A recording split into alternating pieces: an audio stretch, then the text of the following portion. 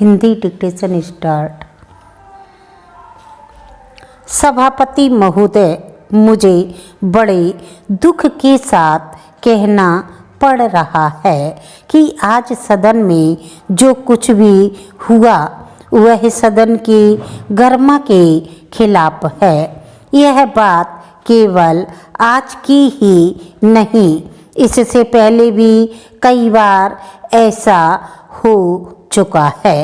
मैं जब भी किसी महत्वपूर्ण विषय पर अपने विचार व्यक्त करना चाहता हूँ तो मुझे बोलने नहीं दिया जाता है।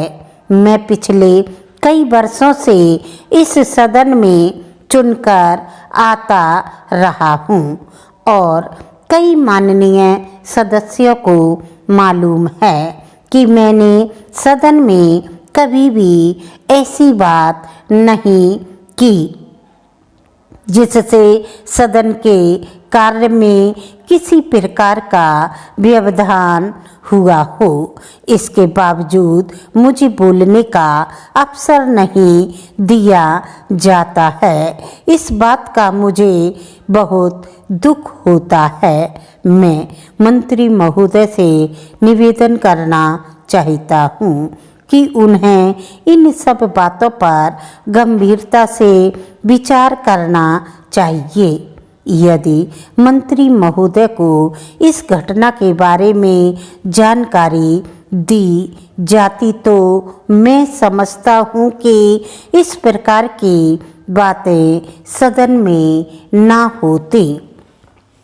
महोदय, आपको पूरा सहयोग देने के लिए हम सभी यहाँ पर उपस्थित हैं। मेरा आपसे निवेदन है कि आपको प्रत्येक सदस्य को अपने विचार व्यक्त करने का अवसर देना चाहिए।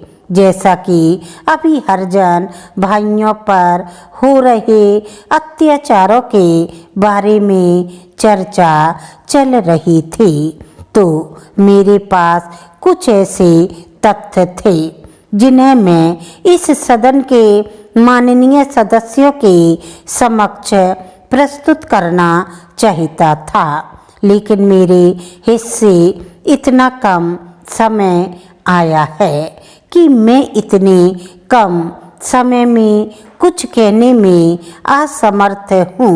प्रजातंत्र में विरोधी दल भी एक प्रकार से सरकार का अंग होता है, इसलिए विरोधी दलों को भी अपने दायित्वों का पालन करना चाहिए और सरकार के साथ पूरा सहयोग करना चाहिए।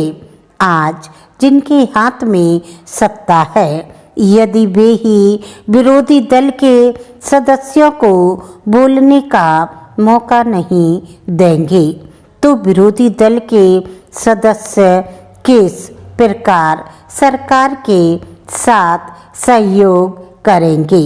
मुझे खेद है कि प्रधानमंत्री महोदय ने भी इस संबंध में विरोधी दलों को कोई आश्वासन नहीं दिया है।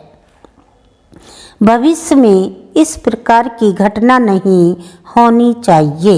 जहाँ तक हम लोगों को प्रश्न है तो हम चाहते हैं कि सदन का काम सुचारू रूप से चले और जनता की भलाई के कामों के लिए हम सरकार को पूरा सहयोग दें। महोदय, आज़ादी की लड़ाई के बाद हमारे देश में लोकतंत्र की स्थापना की गई।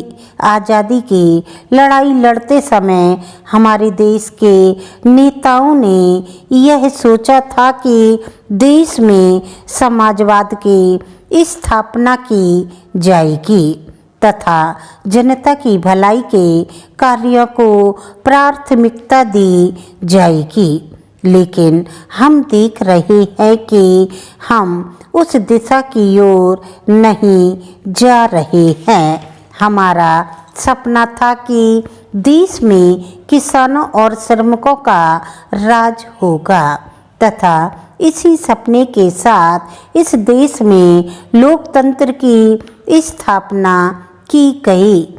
आज जो हरिजन भाइयों पर अत्याचार हो रहे हैं, उन्हें रोकने के लिए सरकार द्वारा प्रयत्न किया जाना चाहिए। तभी हम अपने सपने साकार कर पाएंगे। आपको डिक्टेशन अच्छी लगी तो आप सब्सक्राइब करें, लाइक करें। That's all.